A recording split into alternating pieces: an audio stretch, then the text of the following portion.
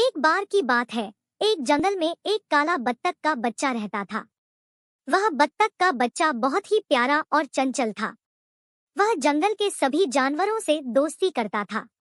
एक दिन काला बत्तख का बच्चा जंगल में घूम रहा था कि उसे एक शिकारी दिखाई दिया। शिकारी के पास एक बंदूक थी और वह जंगल में जानवरों को मारने के लिए घूम रहा था। काले बत्तख के बच्चे को बहुत डर लगा। वह एक पेड़ के पीछे छिप गया। शिकारी ने बत्तख के बच्चे को देखा और वह बंदूक से निशाना लगाने लगा। तभी एक बड़ा सा बाज आया और उसने शिकारी के हाथ से बंदूक छीन ली। शिकारी बाज को देखकर घबरा गया और वह जंगल से बाहर भाग गया। काला बत्तख का बच्चा बाज का बहुत आभारी था।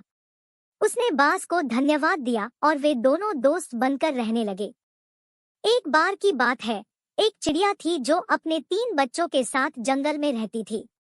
वह एक बहुत ही अच्छी माँ थी। वह अपने बच्चों को बहुत प्यार करती थी और उनकी अच्छी देखभाल करती थी।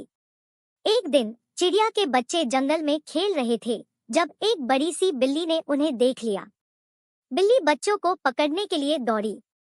चिड़िया के बच्चों को बहुत डर लगा। वे अपनी माँ को पुकारने लगे। चिड़िया ने यह देखा और वह अपनी बिल्ली के पास गई। उसने बिल्ली से अपने बच्चों को छोड़ने के लिए कहा। बिल्ली ने चिड़िया की बात नहीं सुनी। चिड़िया ने बहुत हिम्मत करके बिल्ली के चेहरे पर चोंच मारी। बिल्ली को दर्द हुआ और वह चिड़िया के बच्चों को छोड़कर भाग गई। चिड़िया के बच्चे अपनी माँ के बहुत आभारी थे।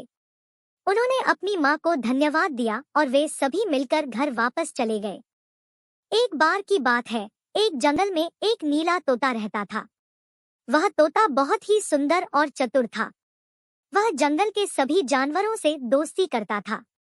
एक दिन नीला तोता जंगल में उड़ रहा था कि उसे एक शिकारी दिखाई दिया।